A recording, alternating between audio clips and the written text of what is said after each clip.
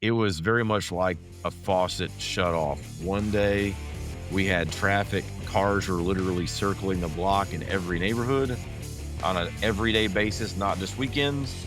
And one day, all of a sudden, there are no cars, and you're looking around like, what just happened? So no, we definitely got caught, as they say, with your pants down, with too many spec homes that we'd spent too much money on. Welcome to the Builder Straight Talk podcast with your host, Michael Creasa. Get the unfiltered truth from the trenches of construction, real estate, and funding. This episode is made possible by our parent company, Sound Capital, funding built for builders. Do you remember Don McLean's iconic song, American Pie? For many builders, 2008 was the year they were singing Bye Bye, Tell My American Dream, not the pie. One day, buyers were lined up around the block, and the next day, the levee was dry. The dream had become a fight for survival.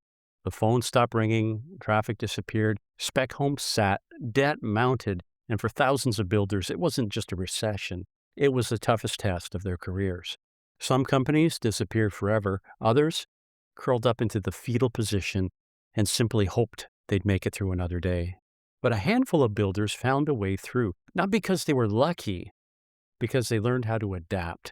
My guest today is John Cook. He is the CEO and co-founder of Cook Brothers Homes in Knoxville, Tennessee. Together with his brother Ralph, John built one of East Tennessee's most respected home building companies, producing more than 100 homes a year before the crash forced them into nearly 4 years of uncertainty.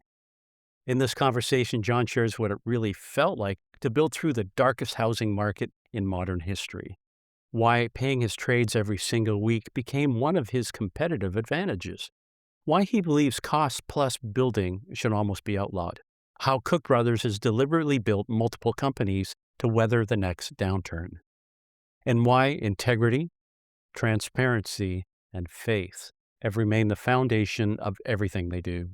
If you've ever wondered what separates the builders who merely survive from the ones who emerge stronger, you're going to enjoy this conversation. I'm Michael Creasa, and this is Builder Straight Talk. Our mission is simple: to help builders like you build a better business. And speaking of better business, I need your help. With a click of your mouse, pretty please hit subscribe, like, and share. By doing that simple little action, you help other builders discover what we're doing here at Builder Straight Talk. So once again, pretty please subscribe, like, and share. Without further ado, let's jump into this conversation with John Cook. John Cook, I'm excited to have you on the show. First of all, I'm going to say thanks for being here. Number two, I want you to know that in celebration of this auspicious event, I wore my second best hoodie. And I say second best because once we get your brother Ralph onto a call, when that day comes, then I'll break out the saran wrap and I'll put on the best one. But for now, brown is your color, my friend, and welcome to the show. Well, I'm glad I got the second best hoodie. I'm not sure what that means exactly. I'm not sure what the best one looks like. Maybe it's a brighter color, a blue, maybe. I think it put Elvis to shame. I think that's the one that has all the sparkles and everything. It's something that you would get on Nashville, I think, on the main drag. But before we Nice, get or maybe down something the you path. get at Dollywood. Yeah, that's me and Dolly. Let's do the introduction. Let's get that out of the way. So for people that are listening in, tell us a little bit about who you are, where you build, average builds per year, and a price point so they can get a feel of what you do. So I'm John Cook. I'm the CEO of Cook Bros Homes. Actually, the CEO of multiple companies we have here, but the home building company is our largest. We're based here in Knoxville, Tennessee. And we build, we build somewhere in 100 to 200 homes a year, and all varying price ranges. Our longest standing product line is our legacy product line. That's more of a 55 plus, or a sort of an empty nester product line. Product line ranges from around 500,000 to over $1 million. And then we also have product lines below that, all the way down to our starter product line, which is going to start out just above $300,000. So we tried to set our product lines up to run the gamut. When you buy your first home from us, buy your last home from us, and those in between. So we sort of run the whole gamut there. We have different developments that feature those different product lines. We have 4 total product lines in those price ranges. So when you say the last home from you, I figure a fifth pine line, that's going to be something made out of pine about 6 feet long. with an infinity pool. How did you guys come up to the price points that you've identified? Well, the legacy line is something that we got into very early on because we originally were custom builders. That was what our original business model was custom builders. We did some specs, but they were, starting out, we didn't have our own plans. So we were buying plans off the internet or building the plans that folks brought to us. So we were a true custom builder. We would price things out. We would do a cost plus contract, and we would build their home for them. Or if we were doing specs, we would do the same thing. Sort of, we'd cost it out, see what we thought we could build it for, and then at some point put a price tag on it and sell it. But everything was custom. We didn't own any plans. We're buying plans off of like I think it was called coolhouseplans.com at the time. I mean, this is back in before the Great Recession. So that's how we got started is with custom. So that's where that first product line we decided to start developing our own plans came from. We naturally just decided, hey, look, this is sort of the product that we've done well with is a nicer product, and so we just stuck with that, coming up with that line. And then we made a complete, when we started deciding to add lines, the very first line that we added was our $300,000 line. And that line actually is a joint venture line with Clayton Homes to some extent. We use Clayton Homes cross mod product. So it is a modular constructed home. So trying to offer in our neck of the woods, a starter home is very hard to achieve. It's just, the price of land, cost of development, cost of, sticks and bricks, labor costs are high. We really felt that if we could produce a quality home that started in the low 300s, that we could get some market share with that. And then once we started having success with that, that's where we said, look, we're gonna provide the gap too. We're gonna come up with these product lines that fill the gap in between the two because there are other obviously we've got competitors, but we tend to in our homes provide a little bit higher level of spec and definitely we have a much higher focus on quality. Yes, we are focused on obviously making money and turn time, making sure we get the homes done in a quick fashion, but we're also more concerned. I think my brother puts it the best. I build every house like that was for me. And so that's sort of how we focus our construction efforts. And so yeah, our home, in any of those price points, we may be a little bit more than our competitor, but you are getting a higher quality built home. We offer the best warranty in the state of Tennessee, so we're backing it with an insurance backed warranty that's the best in the state of Tennessee. So, in fact, our longest warranty is a 20-year limited structural warranty. So nobody else has that, but we have the confidence to do it because we know what we're putting in. Man, you've just hit me here. I feel like I'm on the receiving end of a Gatling gun. There are so many things that you've just put out here. I'm not sure where to start. So let's rewind. The first thing I'm going to say, you're using the word we a lot. And I know you're not the king or queen of England. So when you say we, I guess you're referring to you and your brother, Ralph. I'm referring to me and my brother Ralph, and then I'm also referring to just us as a company. I don't think of anything as just me, myself, and I. So in any conversation, I'm referring to sort of us as a team. My brother and I are partners. We started together, moved to Tennessee together in 2001, started the company together in 2000, our original company together in 2004. I think right now we own 7 companies together, if I'm counting correctly in my head. And we can talk about those as much or as little as you'd like. They're all sort of based around what we do here, but everything here is really a we concept. I try to use I very little in communication. If you were to be in email communication or text communication with me, I try to use I very little. In fact, I learned an interesting concept.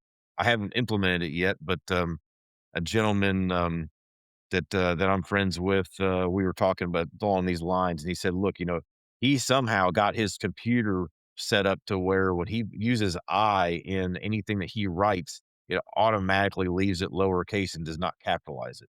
I thought that was a pretty cool concept. I haven't implemented it. I'm not a tech guy, so I haven't figured out how to do it, but I want to. But that's why I use we a lot as opposed to I or me or anything of that nature. But yeah, Ralph and I That's kind started of, the company yeah. together. Ralph's the sort of behind the scenes guy. Unfortunately for those that have to look at the camera, I'm the up front guy. And then we've got a good team good team of folks. I think there's mid-30s folks that work with us.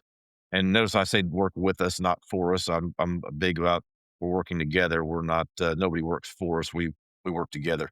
But you have employees for the company, or are you insinuating these are like partners on the team? No, no, they do work for the company. Yeah, Okay. they do work for the company, but I say with us because I mean it takes all of us to get the job done, and that's just how I operate. Okay. So that being said, then now you've thrown another ball in my court here. I'm guessing that culture must mean a lot to you because when you're saying I get that. And if you look in my signatures when I'm emailing somebody, I always use a lowercase m for Michael. And it's just something I started doing a long, long time ago. I don't know why, but it seems to me that's more humble, if you will. And to your point, it's not about me. And so when you're talking about your team and you say employees, so you have your own team in house, or do you rely on trades that you bring in? Explain to me how that part of the equation works. So, which I do. I love your signatures, by the way. In fact, I don't know how you get those signatures to be varied because I get a different signature. It seems like almost every time I get an email from you. So you'll have to tell me that trick off camera because you probably don't want to share it. Might be No, it's a drinking signature before move you've noon. got. That's all. Yeah, yeah. John, don't drink Well, before noon. That's the answer. Yeah. yeah, I try to keep that rule. That definitely is a good rule for sure. So what we do here is, I would say we set the table, and then as a team, we do all of the stuff internally that is sort of management related. So from acquiring raw land all the way through project management of projects, and that is all in-house. So that is all folks that work with us. I don't know what you call them in Canada. Here in the US, we call those W-2 employees. But yes, they're all directly employed by our company all the way through that. We do not self-perform anything. The stuff that happens on site when you start talking about, installing foundations, laying sticks and bricks and painting and all those things, we use trade contractors that are specialty trade contractors for all of those services. So in some trades, we have trades that have really grown with us, and we have one trade that does everything. So I'll use, for example, our painting trade contractor. He started with us when he was very small, and now he does the painting on every home that we do. And in addition to that, he also does all the drywall on every home we do. He has grown, which I love that kind of stuff. I love those kind of stories. But he's grown with us to that level. Other trades, we may have 3 or 4 different trades, just depending on what people's capabilities are. So we may have 3 different plumbers. We may have 2 different framers, et cetera. But yeah, we've got a stable of trades that actually perform the work in the field. What's the secret then for you? You're asking me about signatures. Yeah, I'll share that with you. I'm not even sure how I do that, but your secret to keep your trades engaged because I mean, construction's cyclical. So you may be, coming down the highway 100 miles an hour and suddenly lane change, you're off to the side of the road and your trades are waiting to do something. How are you keeping them engaged so you know that I don't want to say faithful, but when you need them, they're there versus they're working for the competition or 3 other builders down the road? Yeah, that's definitely a big thing for us. That's something that we've been doing, I think, a fairly good job of for a number of years, and a big key to our success. There are a couple of things that we do that I think that are key. We try to keep trades up to date and up to speed on what's coming down the pike. So we have regular quarterly trade meetings. Generally, have pretty good participation with them, where we have a meeting. We kind of lay out what's going well in the market, maybe what's not going well in the market, what we have forecasted. So we'll lay out, hey, this is what our forecast is for the coming year or for the coming period or whatever. We also take feedback from them, so we allow Q&A time for them to give us feedback. We want to hear from them. What are we doing well, and what are we not doing well? And those meetings are also attended on our side by our director of construction. My brother generally attends those meetings. I attend them if I can. Our project managers attend them. Our warranty staffs attend them. And we want to really know from them, what are we doing well, or what are we not doing well. We use a centralized scheduling system, computerized set, and we have for years. So we're big on the job being ready when they arrive. No dry runs is sort of our goal. That's a lofty goal to have no dry runs, but we don't want to have any dry runs because that costs them money. If they send a crew across town to do something and the job's not ready, that costs them money. If they've got to send somebody to go check on the job and make sure the job's ready for them to send a crew across town, that costs them money. So trying to make sure that we are maintaining our schedule. Schedules obviously change, but we're maintaining our schedules and communicating. And then one other really key thing that we do, we pay our trades weekly. So all of our trades, because of the way our system works, we're on a PO system. Every PO that is approved in our computer system, I think it's by 5 o'clock on Saturdays. I'm giving you a little bit of secret sauce here, gets paid the following Thursday, and it gets paid electronically. So, they go to bed on Thursday night, and they'll see a transaction in their account. Friday morning, they wake up, the money's there. They're not chasing us. There is no concern about whether they are gonna get paid or they aren't gonna get paid, and there's no concern about what they're gonna get paid for because it's very clear. There's no negotiating because the POs are based off of agreed upon prices prior to them starting the work. We just, super transparent with them, and, I think that transparency and honesty goes a long way. There are two big takeaways there, transparency and, the communication aspect of what you're doing. Is there a particular software that you're using that keeps your trades up to date, so you're eliminating or trying to eliminate those dry runs? So we use, BuildPro, by Hyphen Solutions. We've used BuildPro since I think 2018 was when we first launched it.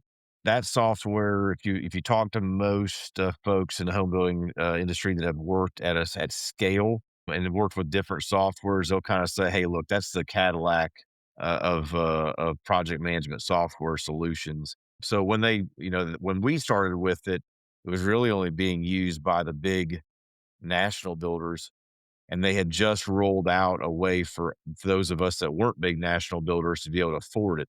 So they made it a lot more affordable, made it something that we could use. Now they've developed it to where to work with a multitude of accounting systems so that you can use you can choose what accounting system that you would want to use because it ties to our accounting system.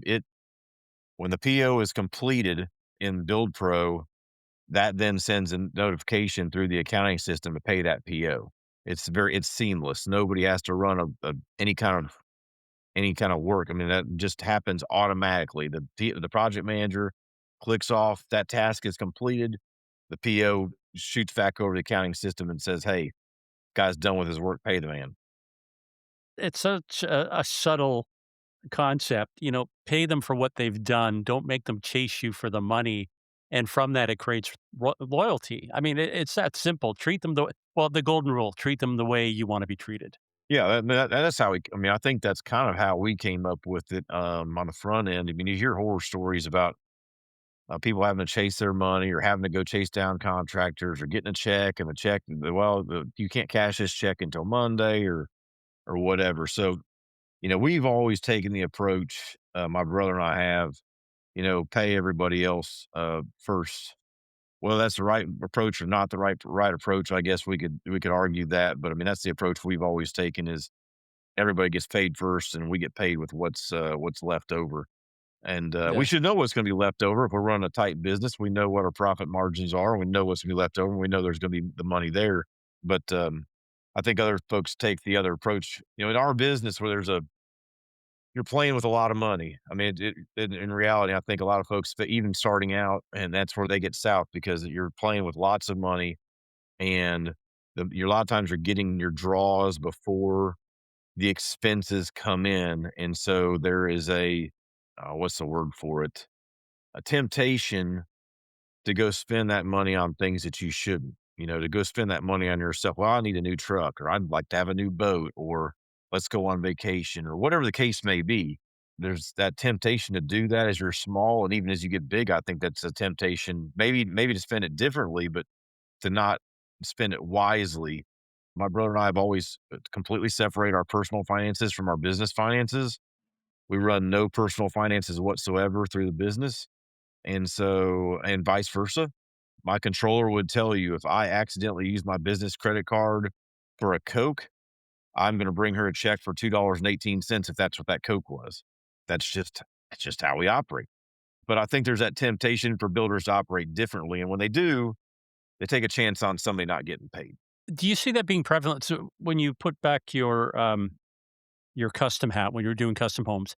That find is a trap that many custom home builders will fall into. They look into their bank account and all these different accounts are commingling. You've got, maybe Yeah. 3, 4 clients and it's like hot diggity, we've got lots of money. But they forget the fact that each piece of that pie, if you will, has already been pre-allocated to that specific customer. And it seems to Yeah. me if they're going to fall down, that's the place that it happens. Yeah, and your draw schedule is usually loaded heavy on the front end. That's typically the way draw schedules are loaded. And again, you're not paying your most of your suppliers are on net 30 days. So you're not paying them until 30 days after the work is done. So, and depending on how many jobs you're doing, you can get yourself in a spot. But I think that's been one of our keys to success is just and this came a lot from parents, grandparents, just being very financially careful or savvy, whatever you want to call it, with how we operate, so as to not so as not to not get over our skis and to reinvest as much as we could back into our business as we've been growing. Let's go back a step. You mentioned your parents and grandparents. Were any of them in construction or in the trades? No, my great grandfather. So what I will say is, for the most part, every male in our family on the family tree above us was self-employed in some way, shape, or form. So we don't come from that's just sort of our lineage, I guess, if you will. But no, my grandfather on my dad's side was a farmer in Michigan. My grandfather on my mom's side was ran a tool and die shop that he owned very successfully in Indiana. And our dad was a small business owner. He was a minister, and then he ran a logos bookstore in Champaign, Urbana, Illinois. Had some other ventures as well, and then, we grew up on a cattle farm. We had, Angus beef cattle and, hay operation, had some crops too, but that's kinda how we grew up. Dad did, little construction projects here and there, and we helped with, like, remodels of the store and stuff like that, and remodeling house or whatever, but no, nobody was in certainly not in home building Well, where I want to go at with all. this is what I find is many builders had a family member, a friend, somebody introduced them to construction. They brought them onto the job site. They got to play with the equipment. That didn't happen for you. So let's rewind the clock back to, let's say you're in your 20s. How are you and your brother getting along? And was there any inkling at all that you're going to end up being in business together? I'll start the story a little bit earlier than the 20s. So my brother went to school for construction design and management. So he's always loved building. So that's sort of his first love is building things. I went to school to be an engineer. I thought I wanted to be an engineer. And, it just turned out that that wasn't, I determined pretty early on that path that that wasn't something I want to do, because I got an internship doing exactly what I was going to get paid to do when I got out of school, and I hated the internship. It paid me well, so I stuck with it all the way through graduation because it was the best paying job I could get to help pay my way through school. But, I couldn't see myself answering to somebody and working inside of a manufacturing plant for the rest of my life and doing the same thing every day. So, he and I got along well. We spent a lot of time during school together. We went to s- we he stayed at home and went to school from home. I moved around about an hour from home and went to school, but he would come down and see me a lot, and, we kinda made the plan to, go off and do our own thing before we both had sort of our senior year. Ralph's 2 years younger than I am, but, my mom had kinda kept us close together because we were homeschooled, and then I like to joke that, I took 4 years for a 4-year degree, and Ralph took 3 years for a 2-year degree, so we ended up graduating together. We put that plan in motion before we moved to Tennessee. I mean, we moved to Tennessee specifically to work together. I mean, we moved to Tennessee, I believe 5 days after my college graduation in, May of 2001. So that was the plan from day 1. Was the plan to be in the home building business? No, our plan at that point was to, be in the rental business, buy houses, fix them up, rent them, flip them or keep them as rentals, go do another one, go do another one, go do another one. That was our master plan when we moved down here. How'd you get into custom though? Like it seems, and correct me if I'm wrong here, you don't really have a lot of experience swinging the hammer and managing a job site. Next thing you know, you guys decide, hey, let's open up a custom home business. Like, how'd that come to be? So, we started doing those flips and things in 2001. That was when the market was, we didn't have any money, so you could get zero down, you could do zero down and stated pay to do loans, and that was kind of, and so we would buy, but one of the best projects we bought a duplex from a bank for $30,000. We put $30,000 of our own money into it, plus our sweat equity. The place ended up, I think we ended up selling it for we got it put renters in it, and I think we sold it for like 124. Okay. And so that's a pretty good, I mean, that's pretty good for two guys that are not even 25 yet. But the market sort of shifted as you sort of got towards 2004 when we opened the home building company, because housing prices appreciated so much, you couldn't buy that hunk of junk for $30,000. Now they wanted 60 or $80,000 for it, and we didn't have we didn't we either didn't qualify or we just couldn't find the properties. So the idea was hatched. Everyone loved what we, did, as far as the quality of the work we did, and we had learned we had taught ourselves. Ralph had learned a lot during school because he worked during school for two contractors in Illinois, but we had taught ourselves how to do a lot of the work that needs to be done, how to do it right.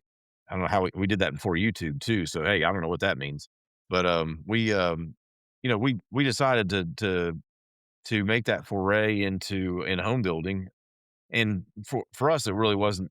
It wasn't. I wouldn't say it was custom. Everything we'd done to that point was custom. We're fixing up houses. It's just kind of a custom deal. Ralph went and got his contractor's license. I went and set the business up. I went and got my real estate license so I could understand the real estate sales side of things. I went and convinced a banker to loan us money on two houses to be built side by side, buy two lots and build two houses. Gave us a credit line.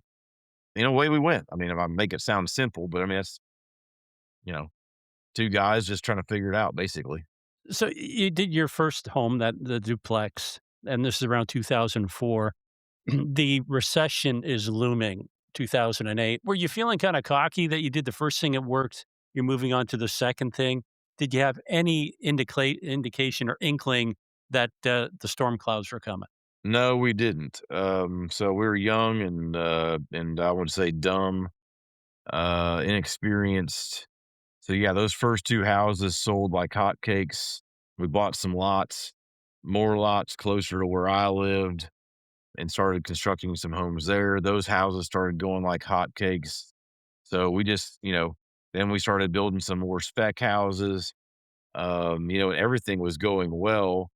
What wasn't going well is because these houses were, we had two things going against us. One, we were buying our plans off the internet, and so they were true custom plans. So it's really hard to cost them up front appropriately. And two, we let scope creep get in the mix where, well, if this is nice, this would be even nicer.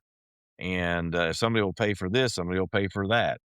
And so, by the time, house would start out, we'd get a construction loan for it, and the construction loan would be XYZ, and we'd blow past that construction loan and just, have cash in the deal out of our own pocket. And it works as long as houses are selling. Once the houses stop selling, it doesn't work very well. So, no, it was in East Tennessee, it was, and I've talked to a lot of people about this. It was very much like a faucet shut off. One day, we had traffic, cars were literally circling the block in every neighborhood on an everyday basis, not just weekends. And one day, all of a sudden, there are no cars, and you're looking around like, "What just happened?" So, no, we definitely got caught, as they say, with your pants down, with, too many spec homes that we'd spent too much money on, and, then we'd also just bought 10 lots and 11 lots in a little 11-lot subdivision that, hindsight, obviously, we shouldn't have bought. So, no, we didn't see it, and we weren't capitalized for that sort of action. So let's take you back. You're in the deep end of the recession and you've got inventory, you've got lots, you've got debt. How did you guys navigate out of there? And how the heck did you feel going through that? It's probably about the worst 5 I'm gonna say from late 2007 to, through at least 2011 was probably the darkest 4 years of my life. I'm not gonna speak for Ralph, but I'm gonna say it's pretty rough. We thankfully, the bank that we were with, the bankers we were just very open and honest with them, and we just said, "Look, this is what we have, this is what we don't have." I still keep in my desk, at home a notebook paper where I literally wrote out our net worth statement showing them where every dollar was, and of course, it was negative. It wasn't a positive number, and, I just had a we were just upfront with them. I had frank conversations with them like, "Look, here's what we have, here's what we don't have." We'd always been honest with them, and I think they appreciated that, and they worked with us. I mean, they worked with us as much as they possibly can. I mean, obviously, they could have called the notes and said, good luck, or and obviously we could have filed bankruptcy or whatever, but they were willing to work with us. I thought they worked with us in good faith. We were able to offload. We had bought some equipment. We were able to offload some equipment and get rid of that debt. We were able to offload the lots that we had bought. We had to offload them short of what we had bought them for. So we had to deal with that, but we were able to offload those lots. So, I mean, there were a lot of things that, you know, kind of just went I wouldn't say they went our way, but they definitely could have gone worse. But again, I go back to, I think, just being honest about what we do have, what we don't have, and working in good faith was what made a difference. And the bankers saw, I think everyone saw it was no failure of ours really, other than maybe inexperience and spending a little bit too much than we should have on those houses. It was we didn't go out and spend the money on ourselves.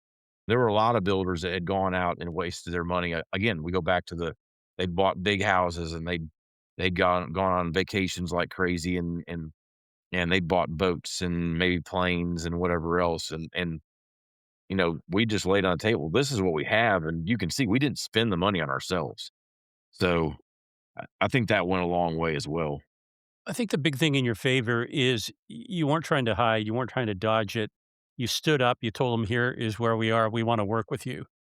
And you weren't making excuses. What I found from a lot of the builders that I've interviewed, and if they've been in the business long enough, they rode through '08, '09.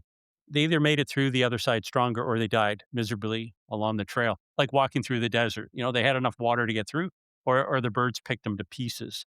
But each one of them had this moment where they're staring into the darkness and they thought, shit, we're done. Like, what have I done? Why did I pick this? The impact on their family. And Yeah, at that point, they turned to something bigger than themselves. A religious moment, they turned to a higher power, but I don't want to say they didn't take the credit, but they acknowledged that there was something bigger than them pulling them through. Did you have absolutely. a moment like that as you're staring into the abyss? Did you experience that? I can't necessarily pinpoint it, but I personally absolutely feel now, and looking back, I feel like there was somebody definitely definitely was looking out for us. It wasn't us, because there's no way you could put those chain of events together and have them work out the way that they did, and also for that to allow us the opportunity to look at what did go wrong and how do we avoid doing this again? How do we set ourselves in a position to avoid doing this again? So yeah, I can't pinpoint an exact moment, but 100% that is a fact that I would never say the credit for making it out of that is on John Cook or Ralph Cook's back, or our effort or anything like that, because there's just no way that the things come together the way they came together. Did going through this, did you find it made the relationship with your brother stronger as a result of it? At sometimes, yeah, and at sometimes, to be honest, no. when you're going through something that's that daggum stressful, it's taxing. You know, both Ralph and I went through divorces. We both had young kids. I end up having to, through my divorce, I had to divest of a house.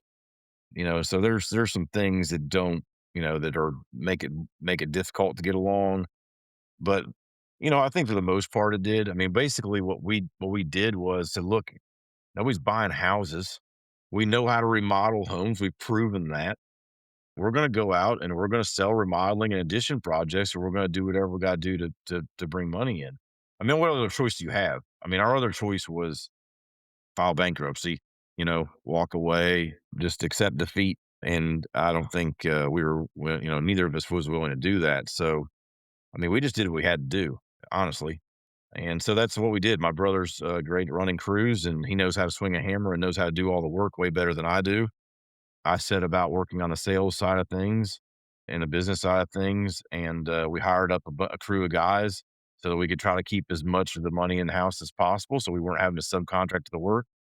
And that's what we went out and did. We did addition projects a lot. Again, most of these projects were custom projects; they're all one off.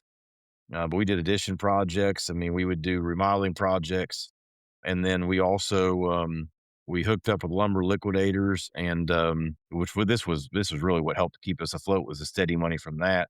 A lumber liquidator sells flooring but doesn't install it. Well, and I think they may have changed their name now, but back then everybody was remodeling and everybody's changing their floor. This was back when hardwood flooring was really, really popular. And now it's not so popular, at least it's not here in the States, but it was really popular. Rather it was solid or engineered wood flooring. So I saw they were hiring for installers one day, and I inquired about how that worked and how they get paid, who sets the prices, and whatever else. And look, we supply the leads. Here's the minimum price that you can charge. They didn't have a maximum you could charge, but obviously you're not gonna get the job if you overprice it. And you're responsible for the installation and the warranty of the installation. I said, well, that sounds like a great deal. I mean, you're supplying the leads. I don't have to go find them. All I got to do is show up and sell them on using us to install the flooring. We set up that too. So that was a third wheel, a third piece, I guess, if you will. And we hired a crew of guys just to do the hardwood flooring. So I'd go out and sell it. Ralph would help get them started, or I'd help get them started if necessary. And we got to a point we had a couple of crew leaders, and they would just take it to do the job and collect a check. But that was steady, steady work. The other work was, you might have weeks where if you depending on how much you got done, you didn't get paid. So the lumber, but the flooring, you got paid as soon as the job was done. So it worked. It worked pretty well. We built a few houses, but I mean, we probably didn't build more than one or two homes a year from, I'm going to say, late 2007 until, think the first year we built more than two homes in a year would have been probably 2013. So there's a span there where, yeah, it was just grinding it out, figure it out, make sure bring in more money than you spend. I want to go back to something you said when you were talking about the choices you could have made, and you kind of danced quickly by, well, we could have declared bankruptcy, and a lot of builders did. And some builders actually use that as a strategic advantage. They just, okay, we're bankrupt. We don't have to pay anybody. And we'll just open up another LLC and life starts again. But from Yeah. what I've gotten to know about you, and I haven't met your brother yet, but the fact that the two of you are together, you strike me as a guy with integrity. The fact that you train regularly, and I'm not trying to blow smoke up your ass, but there's a dedication to going into the gym when you don't want to, but you're there 5 days a week doing what you have to do. And that Yeah. tells me a lot about you. And so when you say, yeah, well, it was an option we didn't consider, I don't even think it was an option because it's not within your DNA being an entrepreneur, number one, how your family brought you up, number two, and the relationship you have with your brother. That to me would be a sign of weakness and defeat. And I just don't get that from you that that's even in your lexicon of words.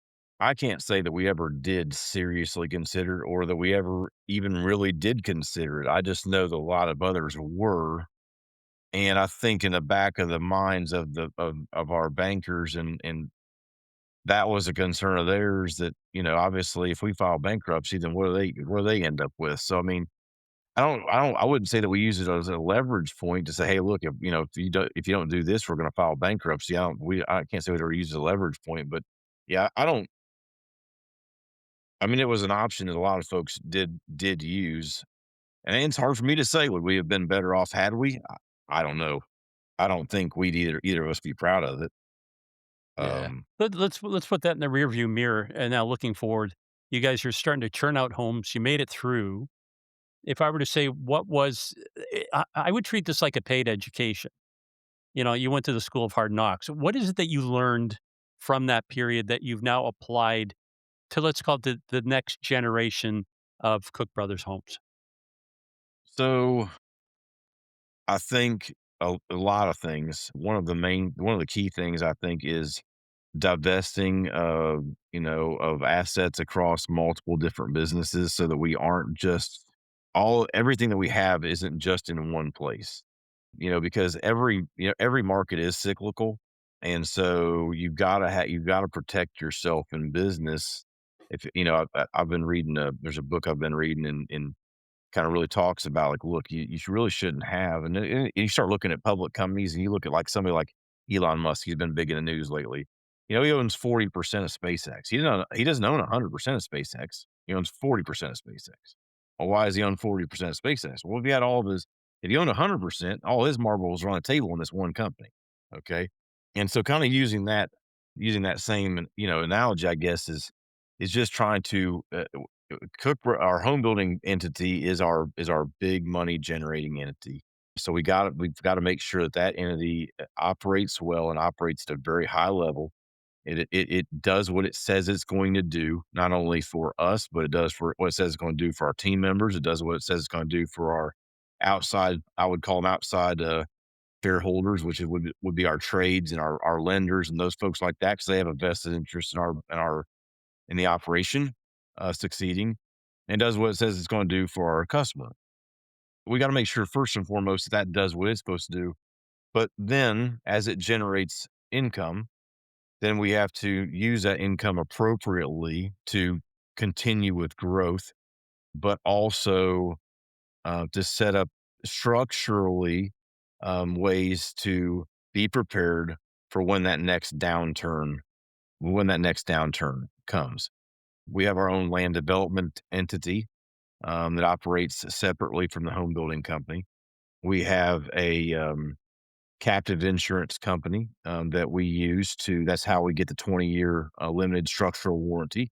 So we have captive insurance company that we also has all kinds of protections for us as entities. It is a great way to sort of sideline capital for use if emergencies come, and you can write policies for that. We have a entity that invests in commercial real estate assets. So we have commercial real estate assets across, I think, 6 or 7 states right now that we own and manage, and that obviously that money is coming in whether we're building homes or not. That money is coming in generated by the rents of those tenants, and those properties are building equity, which we can then use, as necessary. So we just, as we came out of it, and me being sort of the leader of the business and the setup of things, is how do we structure everything going forward where I never have to go through a period of my life that's as miserable as that 4 or 5 years? Because that sticks in the back of my brain right here. So I don't want to do that again. And so that's one of our, that's been one of our big keys. And we've done the same thing with the home building entity. Is like we were really focused in one specific product line. Okay.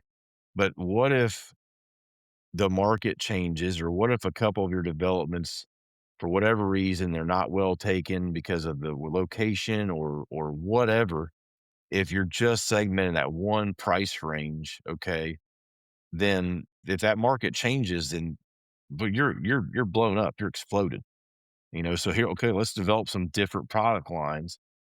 We also do, I didn't mention earlier, we do on your lot building as well. So we build our legacy series stuff on your lot. So something, you come to us and you say, hey, I got a lot over here on the lake and I want to have a house built, and you don't want to spend the money for a custom home, but you want a really nice home. Okay, we'll take our legacy line. We'll let you personalize it. We'll build it and we'll give you a fixed price for it. No cost plus building. We don't do any cost plus building anymore.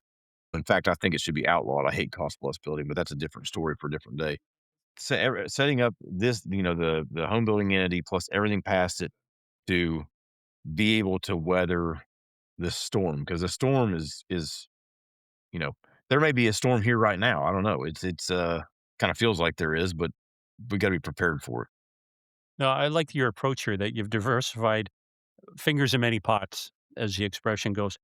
Come back for a second here. Talk to me like I'm 6 years old. And for other builders that are listening in, tell me more about this captive insurance part that you're doing. Is this your company? It's an insurance company that you formed? Yes, this is insurance company that we formed. We got into the captive insurance business in I think 2017. I think is when we first got in the captive insurance business. It was a recommendation by a CPA, and he actually recommended it several years ahead of that. But I don't tend to jump into things. I tend to study them and try to really understand them. I do a lot of reading, usually do a lot of interviewing, especially with something like that. And so, I said, look, my pushback was, I don't want to be in the insurance business. I'm not an insurance guy. I buy insurance. I don't want to be in the insurance business. But he said, look, there's the great thing about captive insurance is twofold. It's risk mitigation because you're writing policies that will pay out to protect you, and so you're paying the money to yourself, to essentially yourself, to your captive insurance company. You're writing policies to protect you. Then it's great for wealth preservation and growth because the entity that you're writing the policies, the premiums from, gets to take those premiums as a tax deduction. And an insurance company does not realize income same way that other companies realize income. So if I write $1 million in premium to my captive insurance company, I get to deduct $1 million that year in my built home building company. My captive does not recognize that million as income because insurance premium income is only recognized as those insurance premiums earn out. And depending on the length of the policy and the tail on the policy, that can be a good amount of time. It's a great tool for us. There's multiple, you can do captive insurance companies that are domiciled offshore, and you can do ones that are domiciled onshore in different states. You can do captives in Tennessee.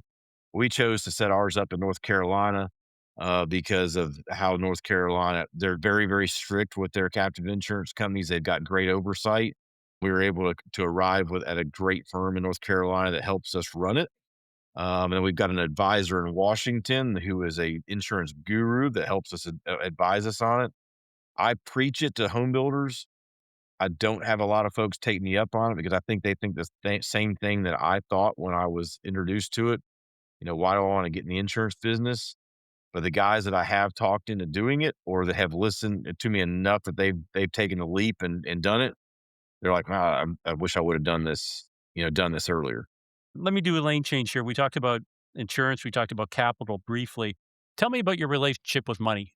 When you're looking at doing a takedown or the vertical, are you playing with your money, bank money, investor money? How do you put that together? What's your capital stack look like? To date, we have self-funded everything as far as our equity and deals. So everything we do, we don't have any investors. It's just my brother and I. So we take our money. We've got several local banks. I would call them mainly regional banks that we do business with, that we've developed long-standing relationships with. They really understand us, and we understand them and how they operate. And so we take the deals to them. We put our equity piece in, and they do the deal, and we make it happen. We've added a few newer lenders here recently. That right now the banks are really hungry for business because in some parts of the country there's not a lot going on, and as of home building business and development business continues to get crunched in terms of the number of operators. So there's so much buying up of builders going on. A lot of these banks don't want to lend to nationals, or if they do lend to nationals, they want to be a piece of a piece. They don't want to lend on the whole thing. They want to lend pieces. Okay.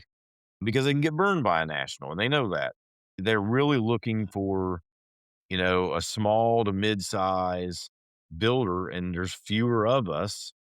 And then there's even fewer of us that are well capitalized and financially sound.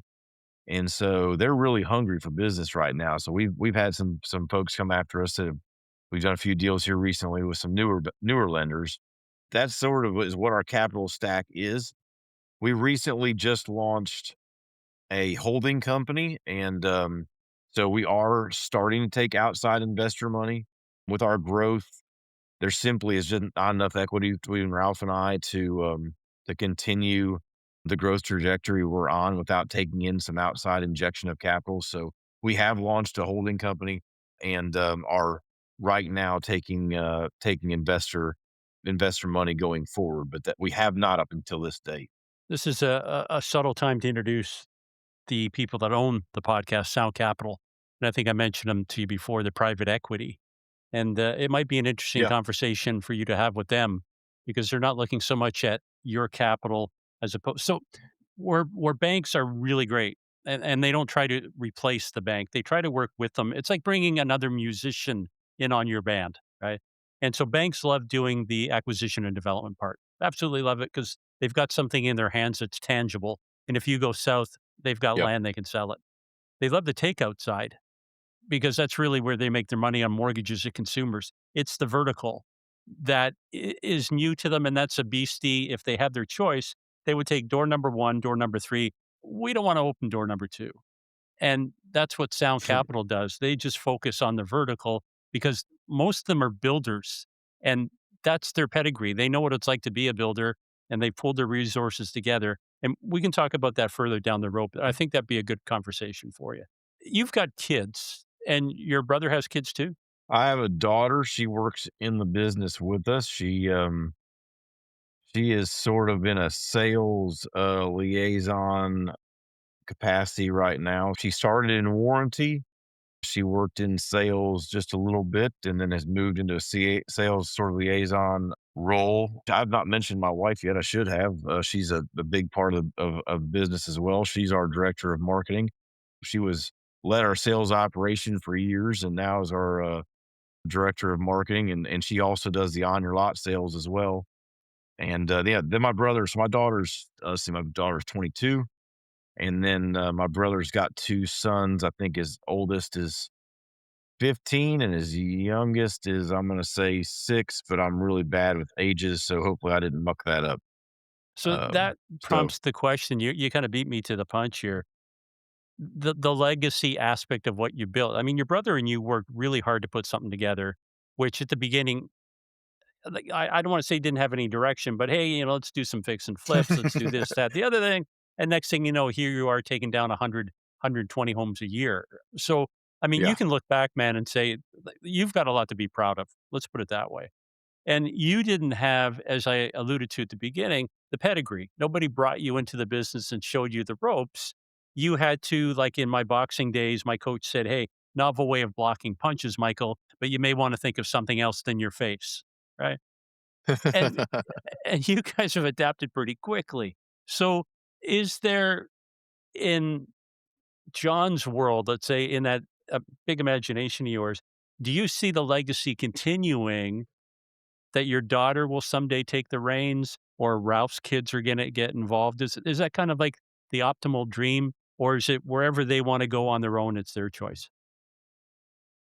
I think for me, and I don't want to speak for Ralph, but I think he would agree the same. I mean, I think for us, it's wherever the kids want to go, let that be their choice. We've talked about where do we want this to go and how do we want it to end up. We're both still relatively young. I'm 47, Ralph's 45. We'll both have birthdays yet this year, so we'll have gone around the sun another year. What we've been doing here the last few years is really building a team that can operate without our regular intervention. We're not 100% there yet, but we are getting there. We're getting there at a pretty good clip. You sort of build a business like you're going to sell it tomorrow. Not that you're going to sell it tomorrow, but you build it like you're going to sell it tomorrow.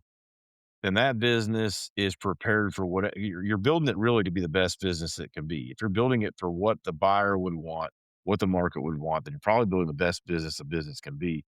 And so I think that's sort of the way that we're doing it. I don't think we have any intention of selling it. I do believe that we will at some point step back, and let the business sort of operate on its own. We've sort of become the board, if you will, and oversee the decisions that are being made. Ralph probably will for longer than I will stay more in tune with it. He's the worker bee, I guess, if you will, the family that wants to be out there, moving dirt and watching sawdust fly. I don't have as much love for that piece of business as he does. I can do pretty much everything I do from a phone and a computer. At the end of the day, we've built a very profitable business, a business that we believe can withstand the test of time. It doesn't make a lot of sense to me to sell it for, let's say it's 8 times, 8 times earnings.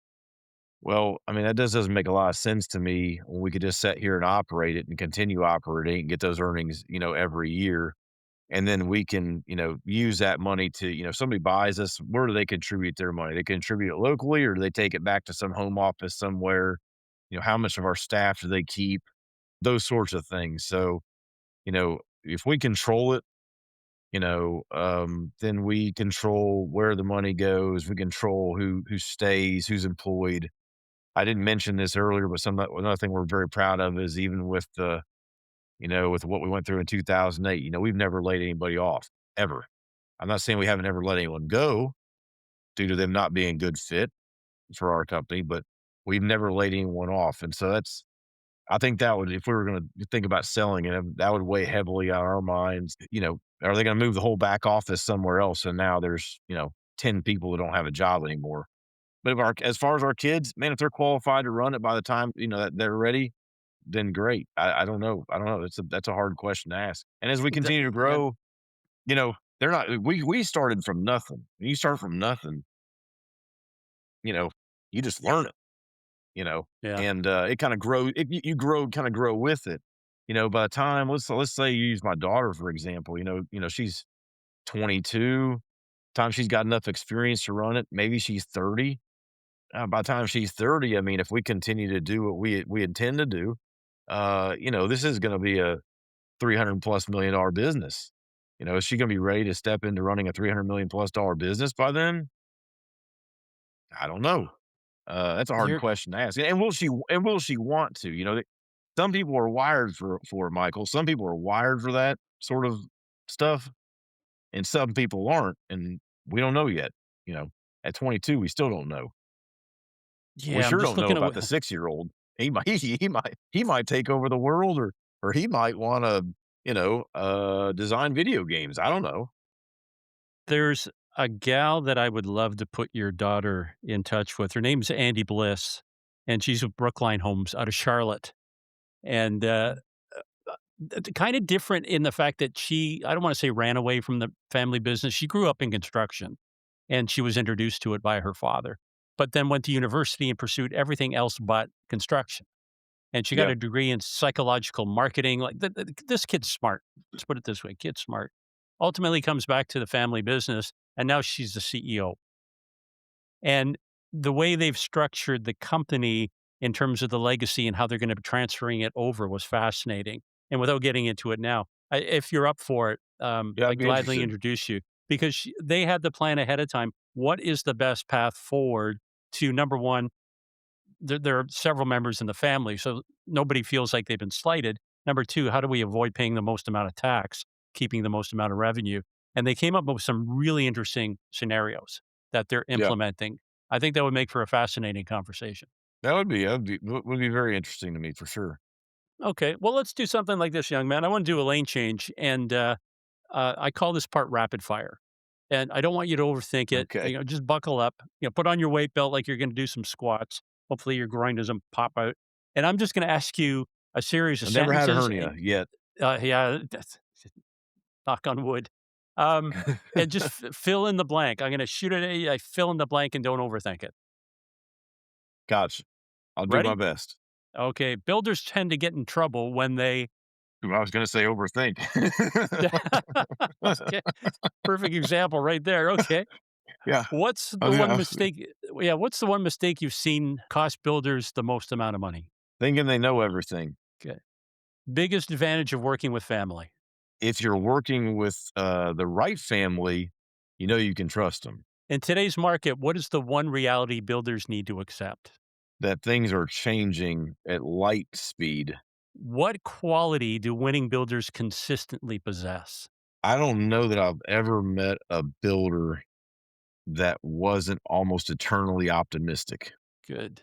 Lane change here. Rarely when I get that 1 hour to myself, what I love to do is Rarely when I get that 1 hour to myself. are you trying to say Um, you have more than 1 hour to yourself? well, yeah, I get more than 1 hour to myself. My daughter's 22. I don't have any young kids at the house. Okay.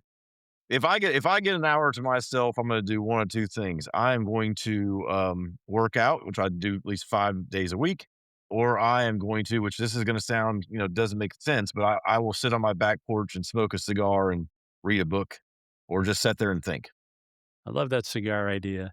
A book, a movie quote that has left a lasting impression is Oh gosh, there's so many of them. I don't watch very many movies, but I read a lot of books. The one movie quote that's sticking in my mind, and it's just because it came up yesterday. A buddy of mine I went to school with, he took a picture. He had a dumpster on a job site. He said, "This has been a bad day." He sent it to me and my other college roommate. He said, "It's been a really bad day," and took a picture. And there was a dumpster that was on fire. And I said, "Yeah, that doesn't look good." I said, "The bright side is," I said, "if you pay by weight, that's gonna be a cheaper haul bill." And, my other roommate chimes in, he says, "John, always thinking." And my one of my favorite quotes from a movie, and this is a nonsensical movie, Tommy Boy, from back in the day. When they went in to and Tommy's, trying to get the lady to turn on the chicken fryer to make him some chicken, and he hasn't been able to sell anything. He hasn't been able to sell a dadgum thing, and he's burnt up on himself, and David Spade's trying to bring his spirits up. When Tommy realizes that if he doesn't get, the chicken, he still has that deep dish, meat lovers pizza in the back. That's one of my favorite lines, of all time, and I think it's part of that is because it's like, look, if I don't have one thing, I've got, you don't have nothing. If I don't have one thing, I've always got something to go back to. And I think that goes back to that eternal optimism. So if I get that's what I would go with.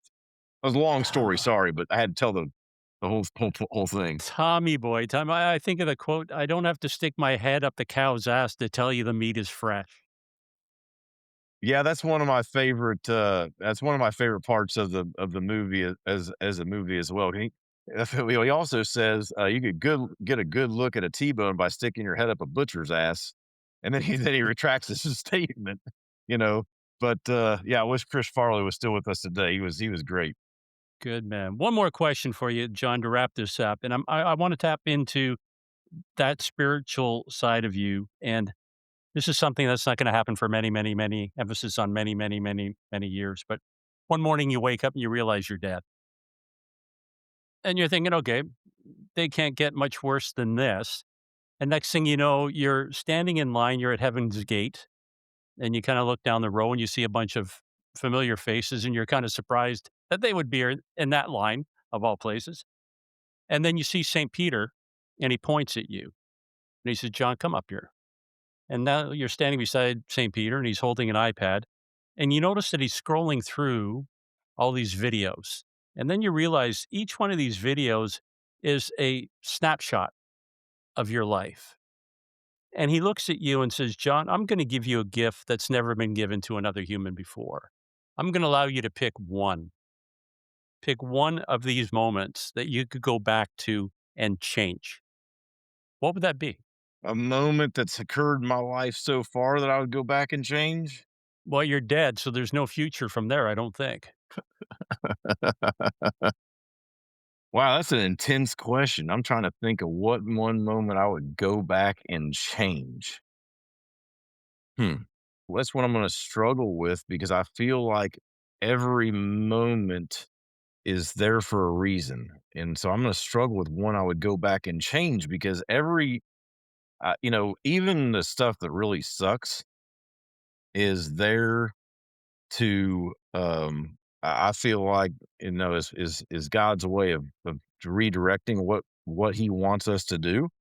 And, sometimes it's to put us in our place. Sometimes it's to make us realize that we can't do everything ourselves. Sometimes it's, for whatever, it's for reasons we don't even understand.